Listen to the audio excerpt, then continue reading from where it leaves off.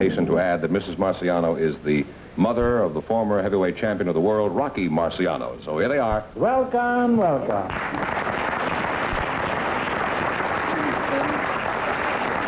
Bonjour. Bonjour. Mrs. Marciano, you're a fine-looking girl. Thank you. Is Rocky with you tonight? No. Where does he spend most of his time now that he's quit fighting? In Florida. In Florida, huh? Yes. Did you ever hear anybody say he fought a lot of stumble bums on his way to the top? Grouse, now you're making a big mistake. My son, he fought all the good fights. Yeah, those rumors were untrue, in All other words. professional man, good man. He didn't fight a clean lot of... cat fight. He didn't fight a lot of stumble bums, huh? On the way up, I mean. He waited until he was champion, and then he fought a lot of pushovers, huh? You sure he's not hanging around here any place? No, not what I know.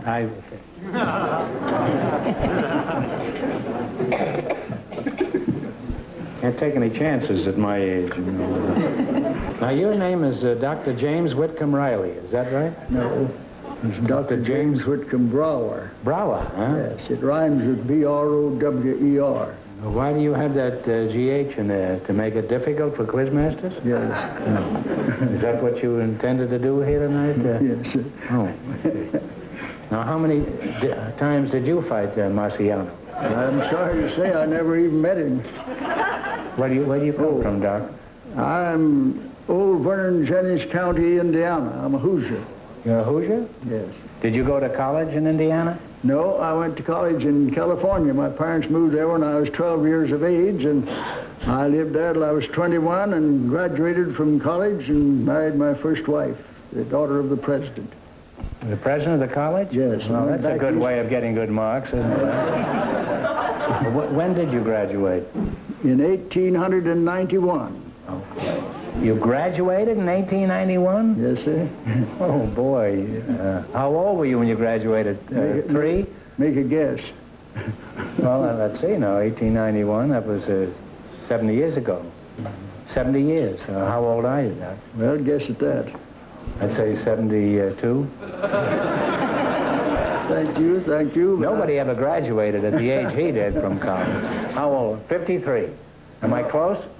No, I went to the seminary after that at Rochester, New York, before I began my ordained ministerial life. Oh, you're a minister, huh? Yes, I thought you were a doctor. Yes, sir. Well, how old are you, Doc? Well, I mean, Reverend. Yeah. Or Rabbi, or whatever it is.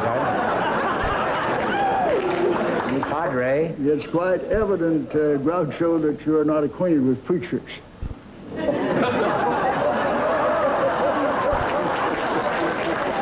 Well, it depends on the denomination. How old are you? Did you say you were, Doc? I was 90 on January the 7th. Oh, well, that's wonderful.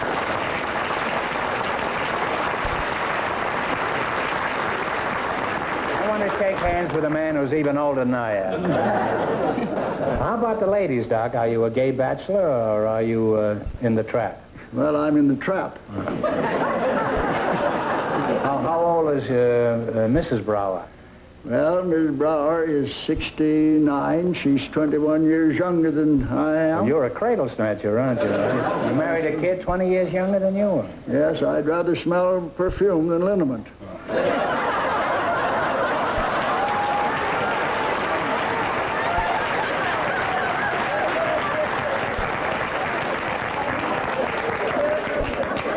I would too, unless I had arthritis. You sound like you're a pretty active fella, Doc. Does your wife keep up with this fast pace that you Yes, she goes with me seem to be everywhere following? I go, men's clubs. She goes to the men's clubs with you? Men's clubs, yes. I'm so homely, she'd rather go along than kiss me goodbye.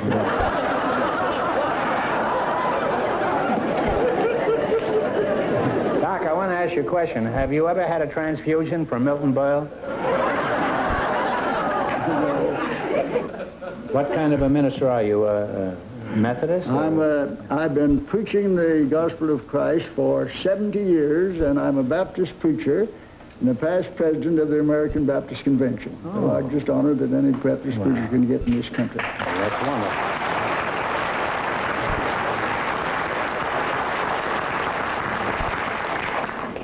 What made you decide to become a Baptist minister when you could have been an old renegade like me? That's what I was going to tell you. My father and mother... I'm no good, you know. No good at all. My father and mother were very religious, and they wanted me to be a preacher. Friends wanted me to be a comedian, and perhaps if I had, I'd have preceded you. Nobody has preceded me. Look, if you'd like, I'll switch spots with you. And nobody would succeed you. Well, I'm not sure of that, yeah. But anyhow, with the salary they pay you ministers, you better have a good sense of humor. No, I tell you, that's the truth. And a rich wife, huh? I went to cash Did you marry for money, Doc? I went to cash a check the other day, and the It bounced? banker gave me out some old money, and he said, "Are you afraid of germs?" I said, "No, no germ could live on the salary I get."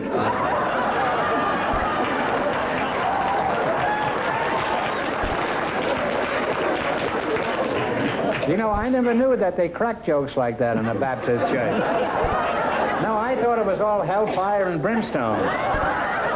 Really, I did. I thought they were very serious in the Baptist church. If it depends, if they need that, why, we give it to them. Yeah. Well, I imagine you're a very interesting minister to listen to.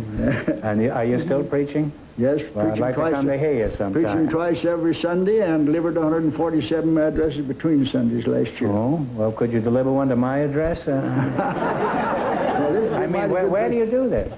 Well, you're not preaching here in L.A. at all. Huh? Not right here. The old Temple Philharmonic Auditorium was my former church. I was there 16 years.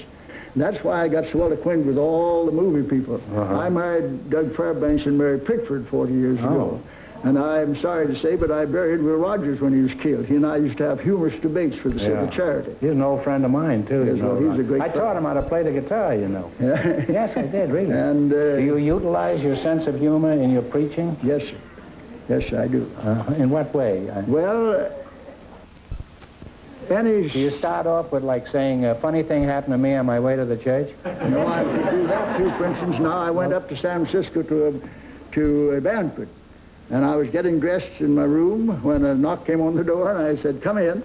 And a man walked in, all dressed in his tuxedo, and said, "I want to introduce you, doctor, and I want to know something about you, and I also will take you to the banquet room." Well, I said, "Fine and dandy." I said, "I'm just tying my bow tie." I said, "Can you tie one of these bow ties that still stand straight?" He said, "You bet I can." He came over and put his arm around me, laid me down on the bed, and tied it. I got up. I said, "Well, that's fine and dandy, but why'd you make me lie down?" Well, he said, "That's the only way I can do it. I'm an undertaker."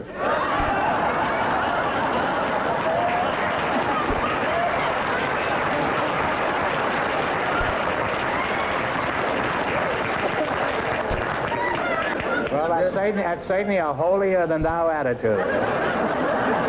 You got any more jokes up your sleeve, Rev? Yes, for instance, you know... You don't care if I call you Rev instead of Reverend.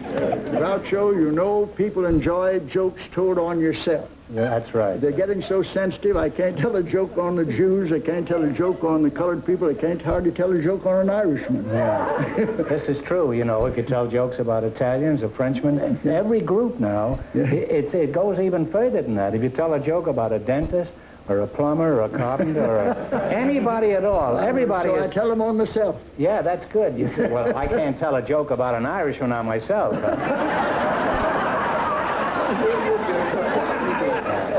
anyhow, I was, one night after I'd heard... Funny thing happened to me on my way to the synagogue this morning. About midnight, when Ms. Brown and I jumped in the car and started, when I saw a friend of mine on the sidewalk that had made the mistake of taking something into his stomach that made him see double and think half. And I said to Ms. Brown, "We better take him home." So I drove up at the sidewalk, got out and took him by the arm, and he said, "Well, hello, doctor, what are you doing here?" I said, "To take you home, come on." Got him in the car, away we went, got out in front of his house, and I got him out and got him up the steps and rang the bell. And I said, "Now, Bill, I've got you home, I'll go." But he grabbed me and he said, "No, no, no, don't you go yet. You wait till my wife comes to the door. I want her to see who I've been out with tonight."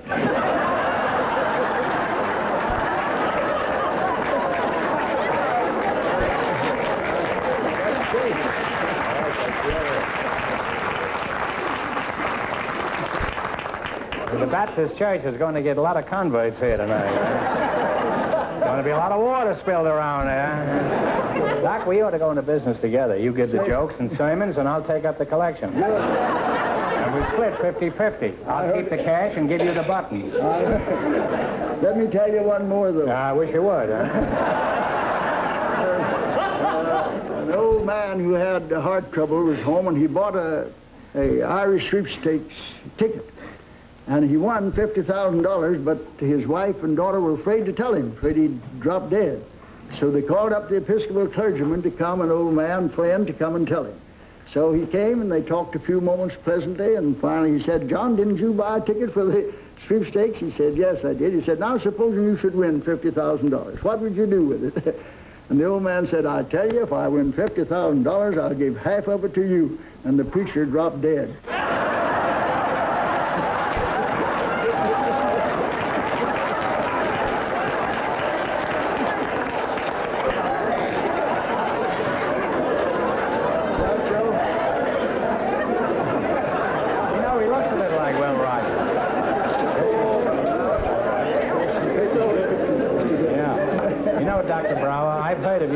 And I know you're one of America's best-known ministers, and it's a real honor having you up here, and I'd appreciate it if you could put in a good word for me now and then, you know, with the right crowd. Lena, let's get back. I got to talk to Lena here, you know. We've been ignoring her, Doctor. You want a chair? What? You tired? No. You look great. You look like a fellow 50 years old. I never saw it. Thank you, sir. I mean, you want me to a young-looking 50-year-old. Take you out for lunch and pay for it? No, just pay for it. Listen. Now, you wrote a book. You bet I did. Wait a minute.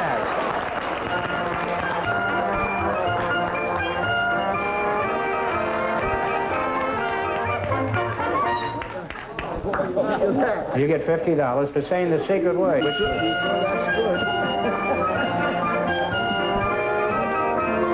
We're going to give you good money instead. Really good. Yeah, you see, what was the name? Did you read the book? I went to buy it, and they were all sold out. They were. Well, that's And I'll tell you what I'll do. I published a book called Life and Laughter. 9 of my popular lectures, and every serious paragraph in the book is illustrated with a funny story. I'll give you a book autograph if you'll give me one of yours autographed. I'll do it if you'll mention the name of my book. Well, how do I? Me and Groucho. No, it's Groucho and me. Oh, no, that's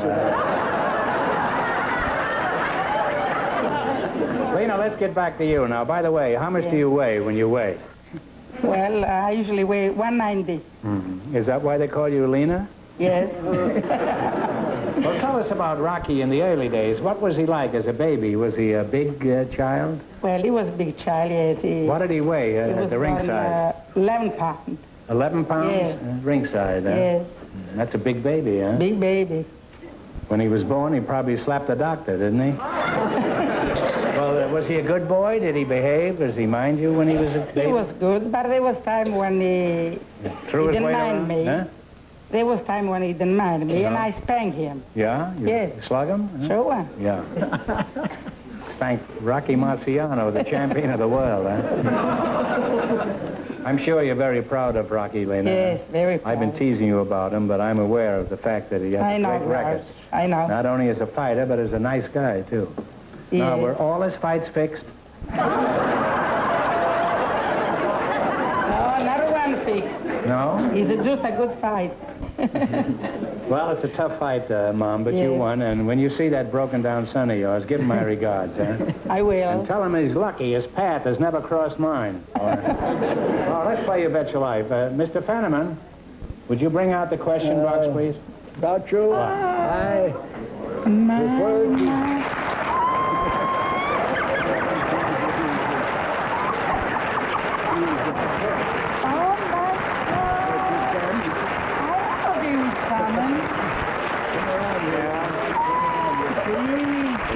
Well, you wouldn't hit a man with the cloth, would you, huh?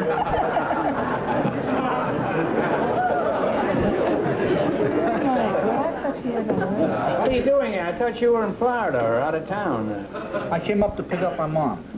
You haven't heard this conversation with your mother, have you? I just heard one thing, something about a stumbled bum. I'm always kidding around like that. Rocky, to me, you were the immortal, the great fighter of our time. I always said when you were in your prime, you could have licked any lightweight in America. Groucho, I think we better get on with the quiz. Yeah, we better get on with We're it. gonna run out of time here. Go out and get me a baseball bat, will you? How long, pardon me, how long are you going to be in town, Rocky? About a week. Why don't you come back here next week and we'll have a rematch? Okay, will you be here? Yeah. Don't worry, you don't frighten me, big boy. I'll be here next week. However, I'm not sure that I'll be here the week after. I'll take care of him the best day he ever had. You know what?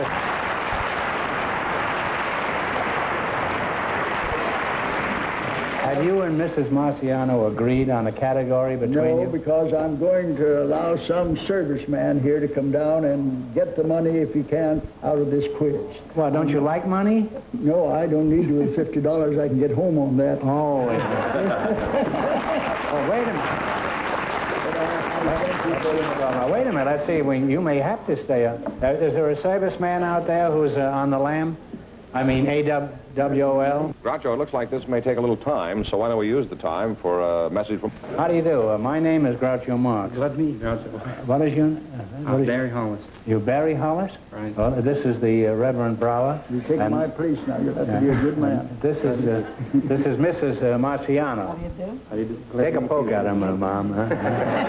Don't you forget that book. Well, no, I certainly won't. I'll see that you get it. Well, I'll see you before I leave here tonight. Oh, all right. You hang around back there. You're one of them.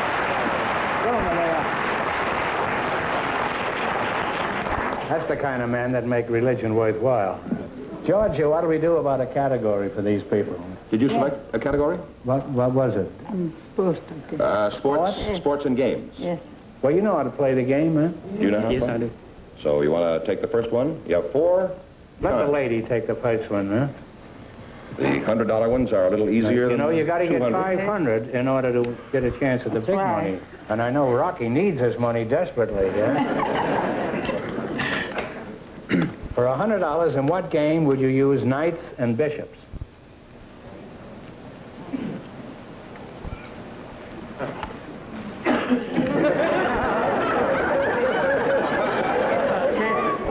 Well, chess is right, yeah, sure. I thought knights, you use nightgowns, but I guess you don't. Well, you now have $100 and 3 more chances to make 5. What should I do? Take one. You know, you got to win 500. You I don't want to influence you. That's good. That's good pick. Because I want your son to like me. Yeah, I like you. In what sport or game is a score of 300 perfect?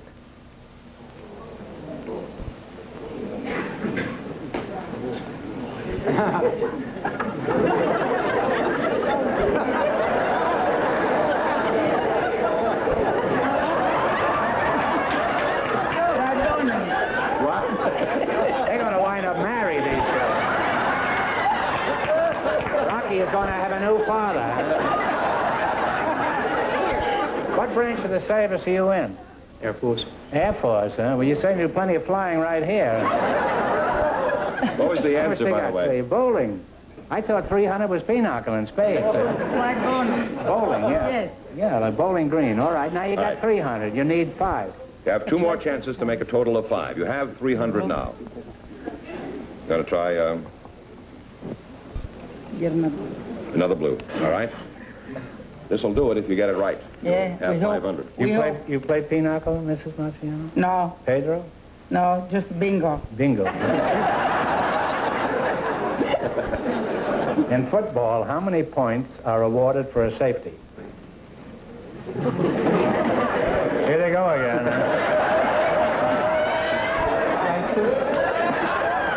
Try two. She's stuck on him, huh? What? Try two. 2 is right. Yeah. Try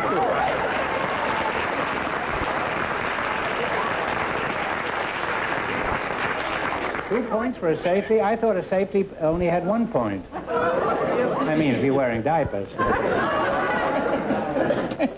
Why didn't you quit the Air Force and run away with Mrs. Marciano? And Rocky will chase you. Yeah. If you think war is dangerous, you'll find out. Now, what is your rank? I mean, what is your rank? Airman third class. Third class what? Third class apprentice radar operator. Oh, well, you're about as low as a man can get in a submarine. Unless you were in a submarine, huh? Well, you got one more chance here. You already have your 500, if you remember. Take it easy, one. Take an easy one to be sure, huh? Yes. All right. Here's a $100 one. Oh, you foxy, huh? For $100, what is another name for ping pong? Here they go again, watch. They'll be nuzzling in a minute, huh? If you don't know, guess. Ball. Ball. No, table tennis. Yeah. Well, it's all right, because you've already won $500, which means you'll be back in a little while to try for $2,000, $5,000, or $10,000. Okay. And if you see that big plug ugly again, tell him I'm laying for him. I will. Nice meeting you, and I'm glad you won some money Nice up to meet you, there. too. Mrs. Marciano and Airman Third Class Barry Hollis won $500, so here they are with a chance for 10, 5, or 2. Would you come right back out here? Now, Sperry Hollis, is that right? That's right. Now, you pick a number from 1 to 10 for $10,000. You, Sperry. 3. 3. Put up a 3. Now, you pick a number for $5,000. 7. 7. Now, if either of these numbers comes up, that's what the question is worth, the number. If any other number comes up and you win, it's worth a total of $2,000. Is that clear? Now, spin the wheel.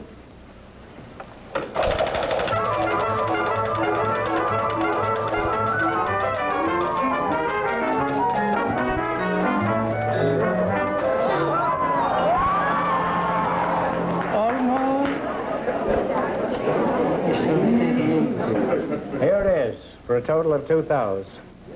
During the celebrated Scopes trial in Tennessee in 1925, Clarence Darrow was the chief attorney for the defense. For a total of $2,000, who was the famous man who was chief prosecuting attorney in the Scopes trial, opposed Darrow? Talk it over.